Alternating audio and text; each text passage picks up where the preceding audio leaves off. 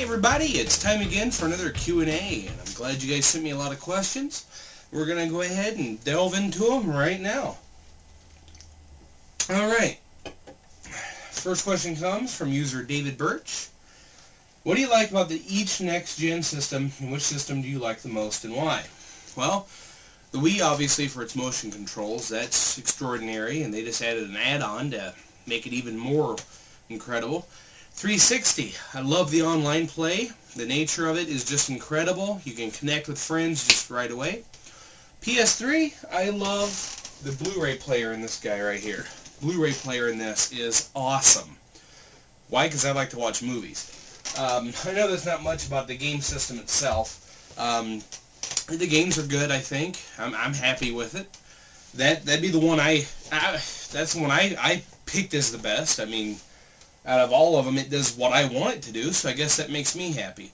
But hey, if a 360, makes you happy playing it, well, more power to you. Alright, number 2.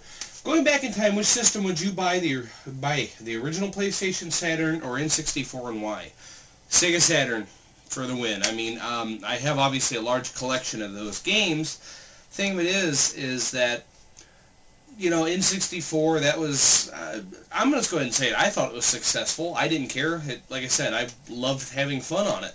PlayStation, I have a bunch of that. And those things are easy to get. Saturn games, though, have a small cult following.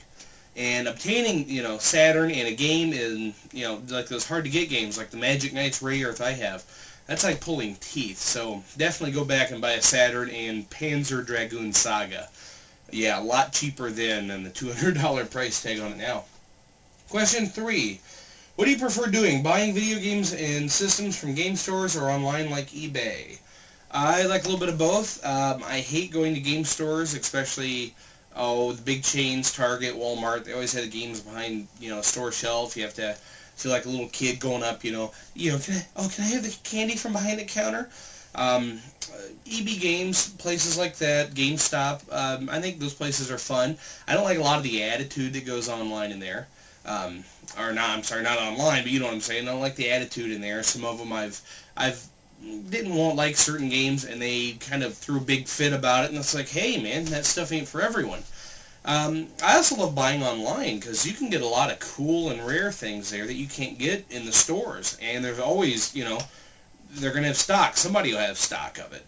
So I like a little bit of mix. I'd have to say majority online, though. I purchase a lot of my stuff online because it's just easier. I get it shipped to work, I pick it up, and I'm ready to game.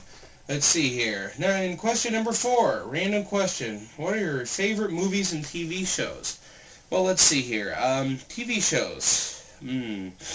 Well, the ones that are currently on the air, Stargate, Atlantis, I love watching that. Battlestar Galactica, great show. Can't wait for the final 12 episodes or however many are coming. I don't know. Eureka, I think that's an awesome show. Love watching that. Funny as all get out. And movies, I went and saw The Dark Knight, Indiana Jones I saw. Great movies. I enjoy action movies, adventure movies. I don't really care for horror movies or ghost movies unless I'm in the mood to be scared. But if I were to go see a movie, it's either a comedy or action movie right away. Because I either like to laugh or be, whoa, and Rambo on Blu-ray. I love that movie on Blu-ray even more than I did in the theater. Quick word about The Dark Knight, actually. Now, I didn't do a full review because there was something that I didn't like about the film, and I couldn't figure it out, but I finally have. The sets are different. They don't look consistent. Wayne Tower doesn't look the same as it did in the first movie. There's no mention of the train or the Narrows or anything like that from the first movie, so that was kind of bothersome to me. That's what I was like, okay, something's missing, and that's what it was. I didn't see some of the same sets that I saw before. Even the boardroom looked different. Other than that, I thought the movie was great. It was a lot of fun to watch. I highly recommend it. Okay, that's pretty much. He says, keep up the good work, and I certainly will. I thank you for your questions. The next question comes from Red Rover SK. Just wondering what you thought about EA's announcement about releasing their own line of Crysis-ready PCs this September. I have a couple of friends that strictly game on PC, and they insist that $600 to $800 is not a good deal, but somehow I still remain enthused for this. $600 to $800 is actually a pretty good deal. If it's going to run Crysis at full, $600 to $800 would almost be a steal. Here's the thing about it, though. I don't know if they're going to sell a lot, because there's two factors here. One, people have, probably haven't heard of Crysis. I mean, let's be honest. Amongst gamers, that is a well-known game. But when you turn on like Fox News or CNN, you don't exactly see it plastered up there where a game like Spore or The Sims is all the time. So the people that are going to know about Crysis are pretty much going to either have the money to build a rig that'll run it, or aren't, and so they're just going to run it no matter how it looks. So, $600 to $800, that ain't bad, and should be a pretty good computer. I personally think they're probably going to partner with somebody like Alienware. It just makes sense. Thanks for the question. Next ones come from Adam FameQuest. Basically, he says he found the files to a game he wanted to play, and that game was the Elder Scrolls 1 Arena. That's right, the company that makes the game has put it out for free. And now that it's out there, Bethesda Softworks, they just released the files like it was an old DOS computer. He's want to know how to get it to run? No, you don't want to do floppies. You want to get the program DOSBox.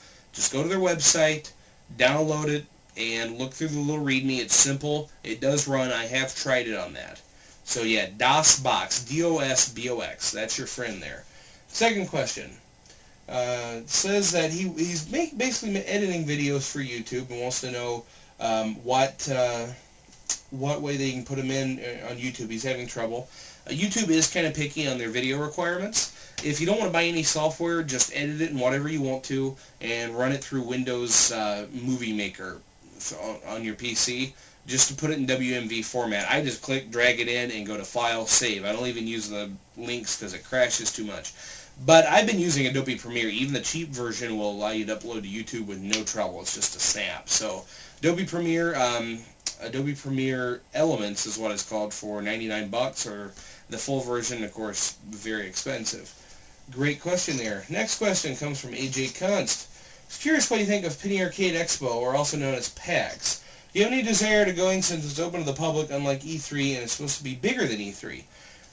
Not really. I mean, it's on the other end of the country, and that's too far to go for me to just go to a video game show. I mean, I love seeing the reports out of E3, but once again, it's like watching a trailer for a movie.